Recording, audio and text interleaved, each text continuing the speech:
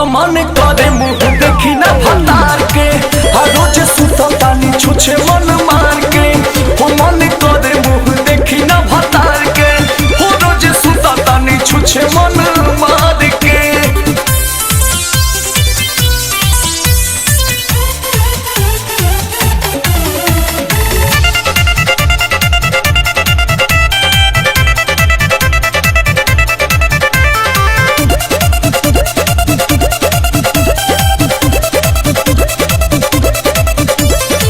भरे न मनता धनी बलम के, लेके सके हमका चाहती है,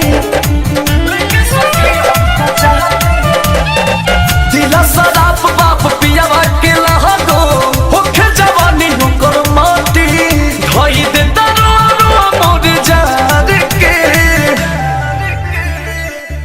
तो मन करे मुँह देखी ना भतार के, रोजे सुता तानी छुछे मन मार के।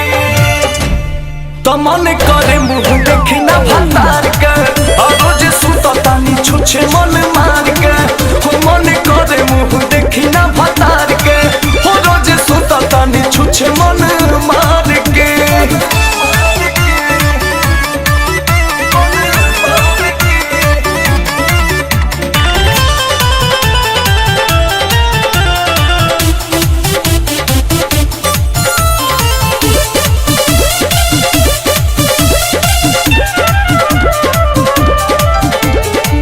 जगला भर में ना देही में साटे, सुतेला वो करवाते।